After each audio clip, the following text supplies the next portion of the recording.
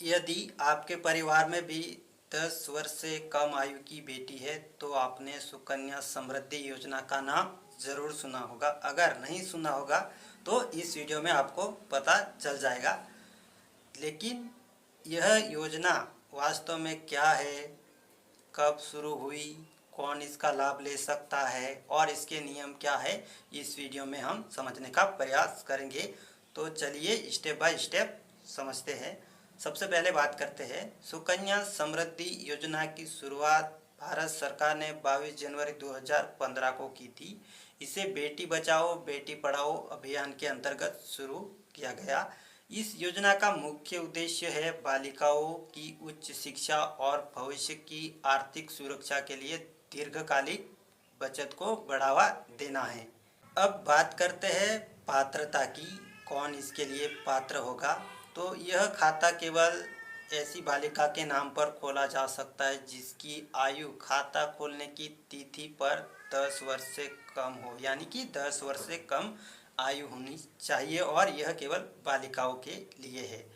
खाता माता पिता या कानूनी अभिभावक द्वारा डाकघर या अधिकृत बैंक में खोला जा सकता है। सामान्यतः एक परिवार अधिकतम 2 बालिकाओं के नाम पर खाते खोल सकता है, उससे ज़्यादा नहीं।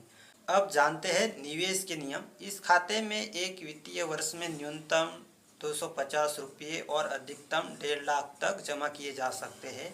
राशि एक मुश्त या किस्तों में जमा की जा सकती है। खाता खोलने की तारीख से 15 वर्षों तक निवेश किया जाता है, जबकि खाता 21 वर्ष पूर्ण होने पर परिपक्व होता है।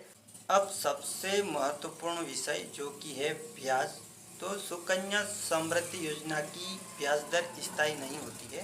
भारत सरकार प्रत्येक तिमाही में छोटी बचत योजना की ब्याज दरों की समीक्षा करती है और नई दरें अधिसूचित करती है। इसलिए निवेश करने से पहले अब हमेशा नवीनतम ब्याज दर की पुष्टि करना आवश्यक है। अब बात करते हैं कर लाभ की, यानी कि टैक्स में क्या लाभ मिलेगा। तो सबसे पहले मैं आपको बता दूं, इस योजना के अंतर्गत आयकर अधिनियम की धारा 80C के अंतर्गत निर्धारित सीमा तक कर लाभ मिल सकता है। क्या समय से पहले इस खाते से पैसा निकाला जा सकता है? तो इसका जवाब है हाँ। निर्धारित शर्तों के अंतर्गत बालिका की उच्च शिक्षा के लिए आंशिक निकासी की अनुमति है। इसके अतिरिक्त कुछ विशेष परिस्थितियों में समयपूर्वक खाता बंद करने का भी प्रावधान है, लेकिन इसके लिए सरकार द्वारा निर्धारित नियमों का पालन करना आवश्यक है।